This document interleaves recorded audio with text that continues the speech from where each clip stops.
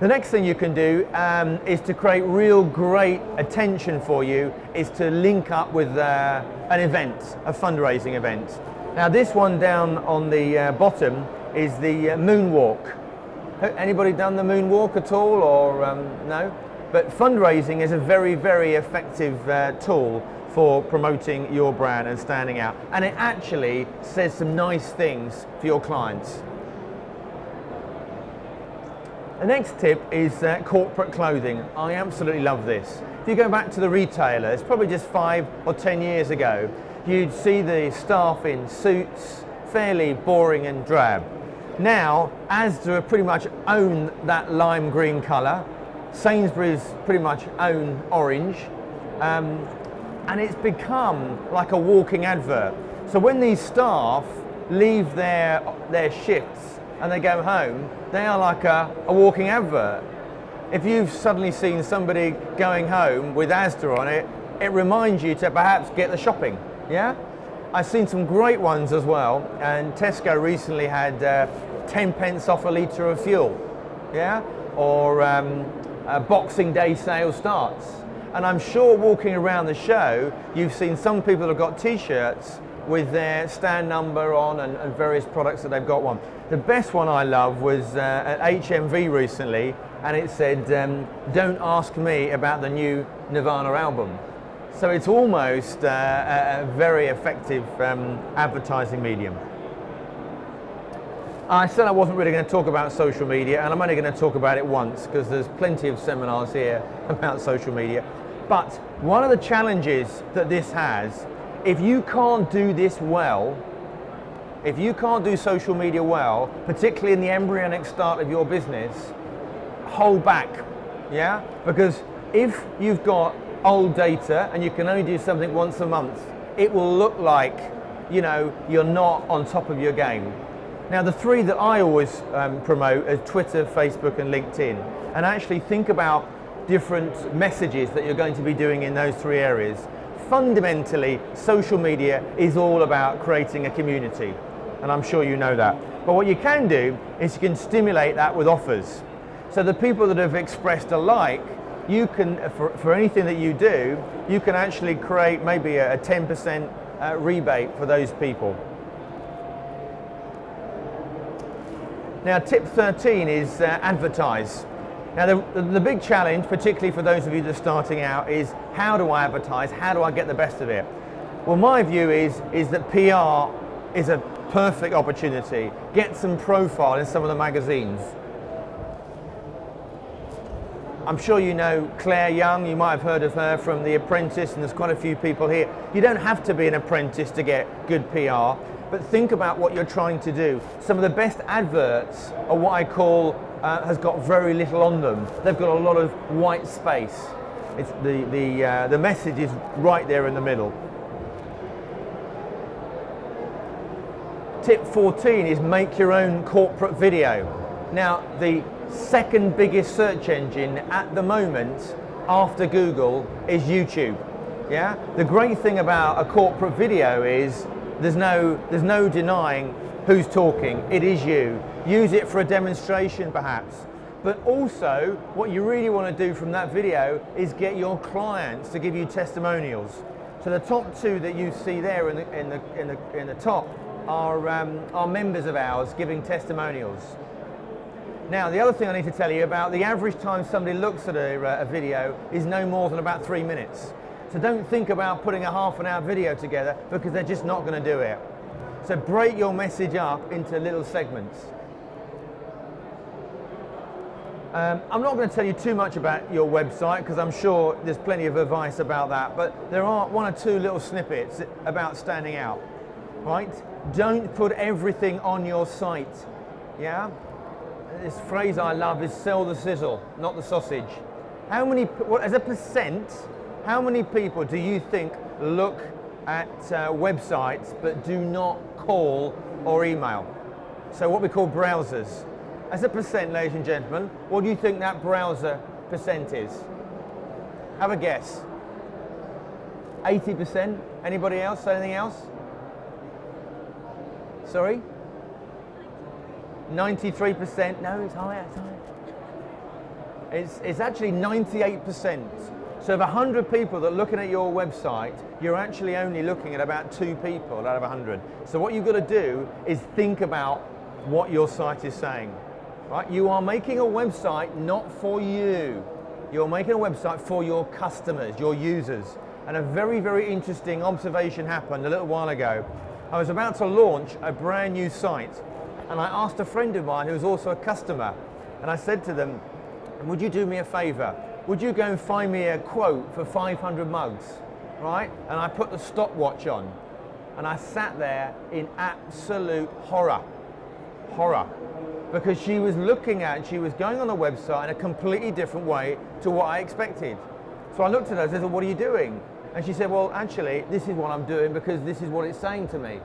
And because I was in my website day in, day out, some of these observations I'd become blind to.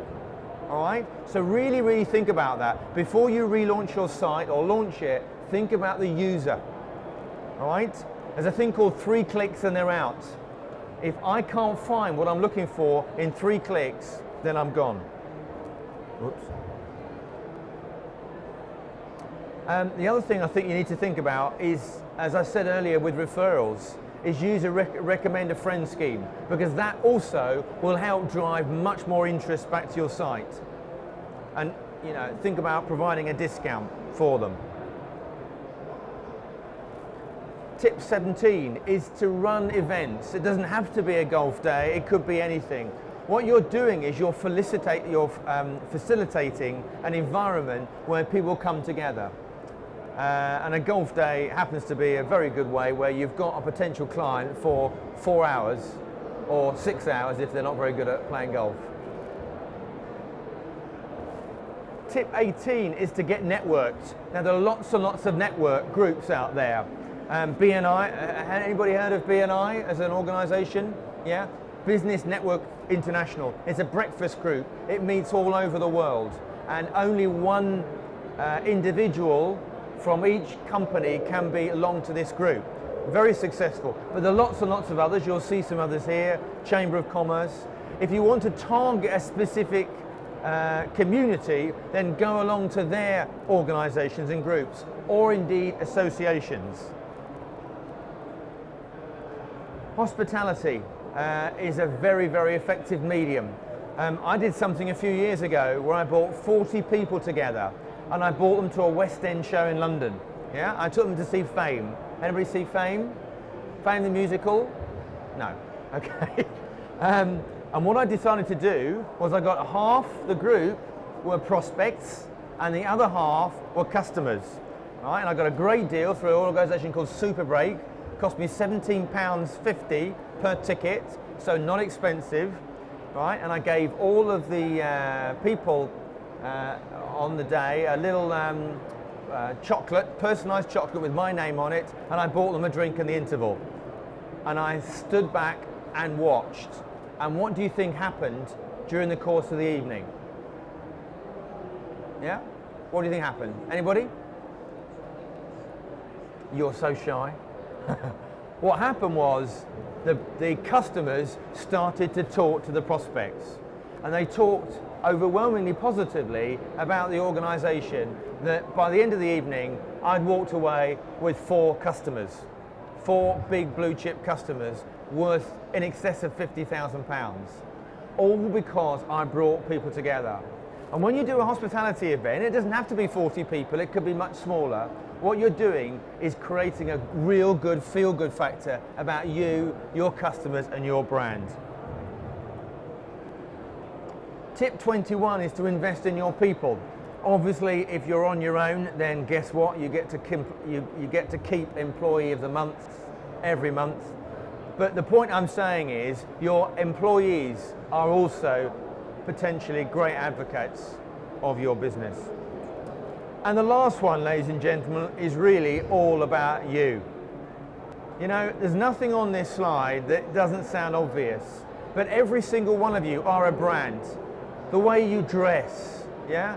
The way you talk on the telephone, the way you respond to your customers, how quickly you respond, yeah?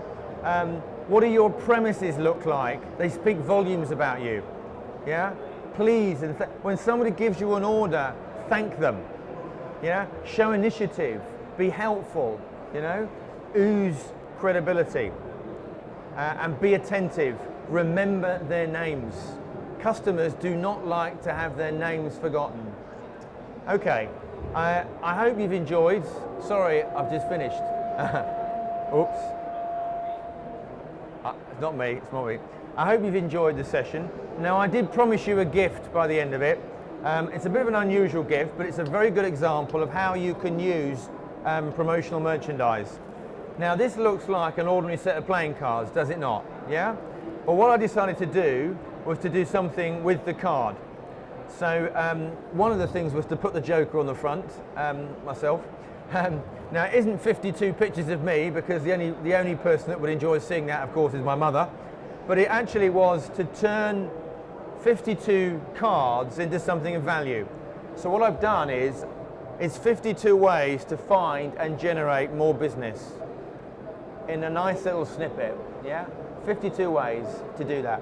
Now, there's all sorts of different business ideas that you've got, and I'm sure there are 52 other suggestions that you can think of, but I think you'll find that's really useful.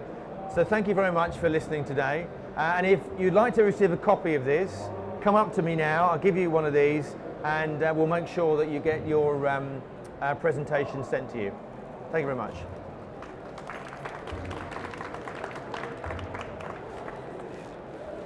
Have you got a card? Sorry. Okay, all right.